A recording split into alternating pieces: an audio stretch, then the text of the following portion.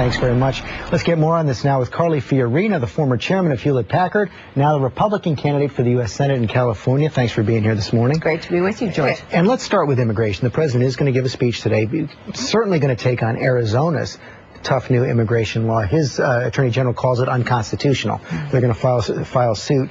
You've said it's right for Arizona, but you wouldn't recommend it for California. Isn't that trying to have it both ways? No, I think sadly the people of Arizona have been placed in a terrible position. Border security is the federal government's job, and it should remain the federal government's job. Unfortunately, the federal government isn't doing its job, and we now have a situation where portions of the border are virtually lawless, where we have members of drug cartels, Mexican drug cartels, well inside the Arizona border on lookout posts, observing our law enforcement officials. That's an untenable situation.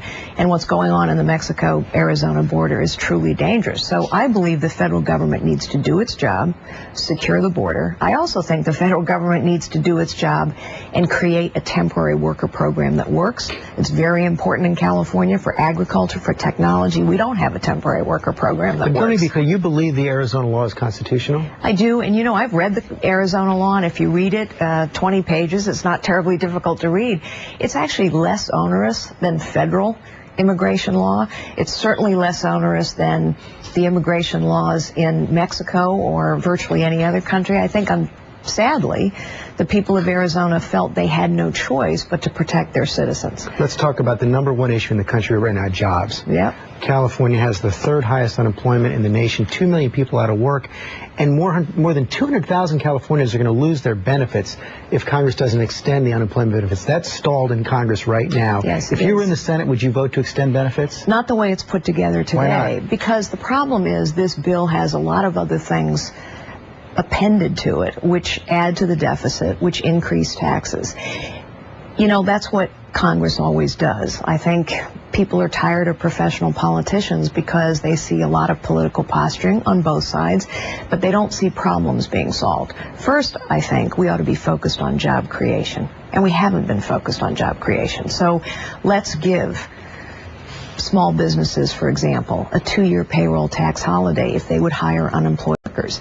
I would far rather have seen us focusing on job creation over the last 18 months. 200,000 Californians right now are going to lose their benefits. Absolutely. And so why can't we put forward a bill that does nothing but extend unemployment benefits? Why do we put all these other things on top of it so that we have a deficit-busting, yet again another deficit-busting bill? You know, Californians are worried about 2 things, whether they're Democrats, Independents, or Republicans. They're worried about jobs. We have 2.3 million unemployed people, as you point out, 3rd highest unemployment rate in the nation. But they're also worried about out-of-control spending because they don't understand.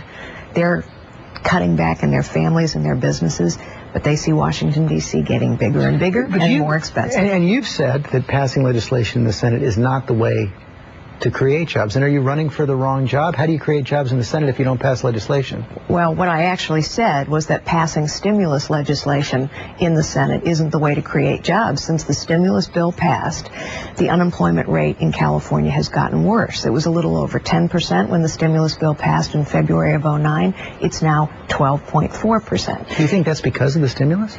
I think the stimulus bill has been an utter failure because it's not focused on job creation. So we spent over $800 billion of taxpayer money, and the unemployment rate has gotten worse, not better. In fact, what we're doing in California is destroying jobs because of high government spending, high taxation, thick regulation, and too rich entitlements. I'm running because I think California is a harbinger of what's to come in this nation if we continue down this path, the destruction of jobs. Your opponent, Senator Boxer, passed legislation in her committee yesterday to lift the liability cap on British Petroleum. She says BP has to pay for all of the pollution. Would you vote to lift that cap? Well, I think in essence, it has been lifted. I mean, BP, appropriately so, has agreed to a $20 billion fund. I think the president did exactly right to conclude that agreement with BP. I think it's probably unfair to ask BP to pay for the workers that have no longer have work, given the president's ban on offshore drilling, which a federal judge has now challenged. So you wouldn't vote to lift the cap? I didn't say that. I said BP should pay for all of the cleanup costs, whatever that turns out to be, and clearly $20 billion is way above the original cap. Finally, we're just about out of time. I have to ask you about what everybody saw right after the primary, that hair comment off mic. Why not apologize for that? You know, I regret the comments because I gave people the opportunity to talk about something superficial and petty. I'm probably insufficiently sensitive about hair. I started this campaign bald, literally, because I had gone through chemotherapy and battled cancer last year.